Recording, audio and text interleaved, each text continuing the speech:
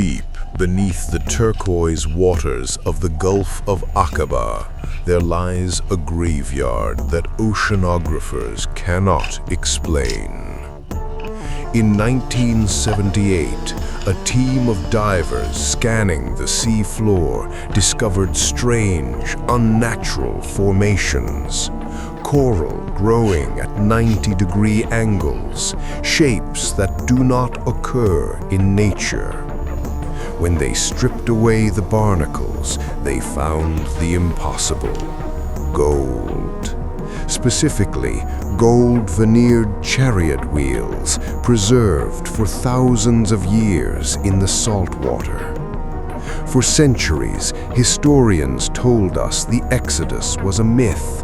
They said an entire army could not just vanish into the ocean. But what if the evidence has been waiting at the bottom of the sea all along? We are not looking for a story.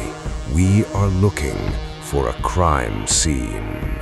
The ancient manuscripts describe an event of terrifying scale. The Book of Exodus details the flight of millions of people trapped against the shoreline. Behind them, the thundering chariots of the superpower of the ancient world. In front of them, the deep abyss of the sea. The text says a strong east wind blew all night, splitting the waters. It describes walls of water standing firm on the left and the right, creating a dry corridor through the deep.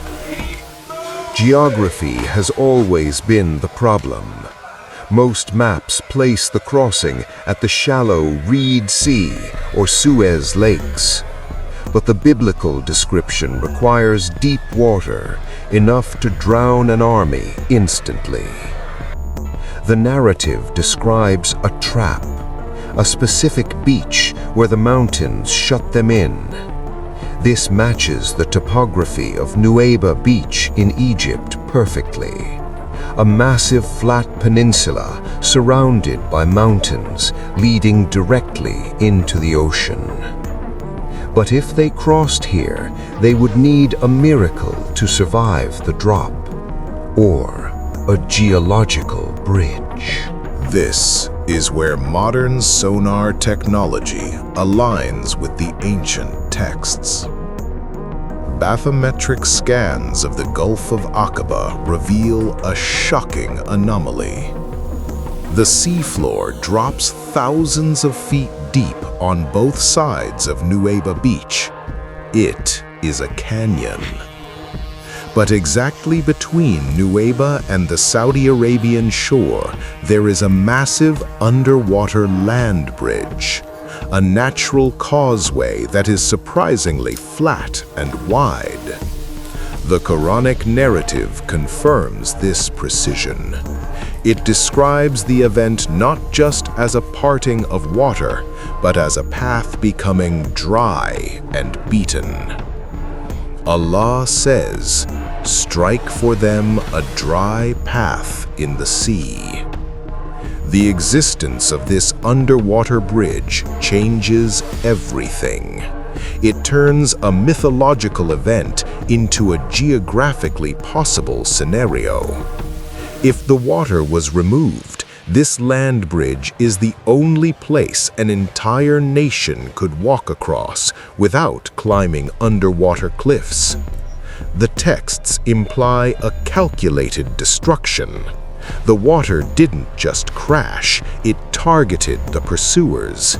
And the debris field found by divers matches the exact path of this underwater bridge.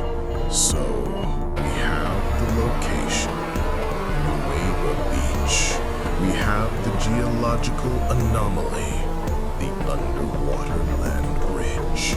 And we have the artifacts, coral-encrusted shapes that resemble the wheels of Egyptian battle chariots.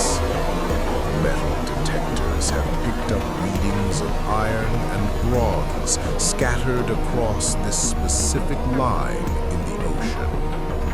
Is Is it a coincidence that coral formations shaped like wheels are found exactly where the ancient texts say an army was drowned? The Red Sea is not just a body of water. It is a vault holding the debris of a forgotten war. What do you believe? Are these natural coral formations, or are they the silent underwater witnesses to the wrath of God?